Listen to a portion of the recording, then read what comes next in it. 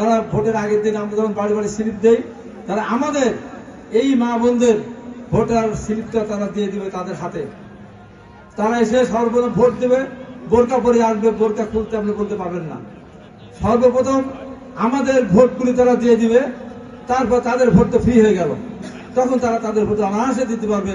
ভোটটা তারা দিয়ে যাওয়ার পর যখন আপনি যাবেন, আপনাকে বলবে আপনার ভোটটা দেওয়া হয়েছে, আবার চিৎকার চিল্লামিল্লি করবেন, করতে করতে সময় পার হয়ে যাবে। এই ষড়যন্ত্র রুখে দিতে হবে। আর কোন জামাতের মেয়ে কর্মীরা কোনোভাবেই যেন বাড়িতে বাড়িতে গিয়ে ভোটার আইডি কার্ডের নাম্বার নিতে না পারে, সেই ব্যাপার আপনাদেরকে সজাগ থাকতে হবে। আর একটি কথা বলতে চাই, এই যে আমাদের মক্কেল বিদ্যার ওখানে চরগড় যে ঘটনা ঘটলো, সেখানে মেয়েরা গিয়ে তারা মেয়েদের কাছে বুঝায় যে তোমরা দাঁড়ান করে ভোট দিলে বেস্টে দেওয়া যাবে। এবং অনেক জায়গায় শুনেছি, আমার আপনার জাহাঙ্গীরও বলতেছিল ওই এলাকাটা, ওই জায়গায় কালকে ঘটনা ঘটেছে যে তারা ছোট কোরআন শরীফ সাথে নিয়ে যায়, কোরআন শরীফ নিয়ে শপথ পড়ায় যে ভোটটা দিবেন কিনা, মুখে বললে স্বীকার করতে হবে কোরআন শরীফ শপথ করেন।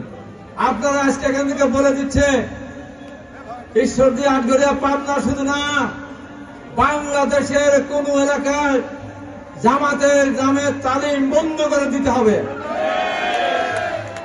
তারা ইসলামিক শিক্ষা দেয় না, তারা তাদের অপকৌশলের জন্য তারা তালিম করে। তারপরে আপনাদের বলে দিচ্ছে সারা বাংলাদেশের জন্য,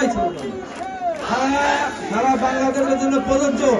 সেটা হলো এই যে কোথাও আপনারা যদি আইডি কার্ড চায়, দেখতে চায়, তাদের পরিচয় জানতে চাবেন, আইডি কার্ড কেউ দেখতে চাবে না সরকারের কোনো মানুষ, সরকারের কোনো কর্মচারী।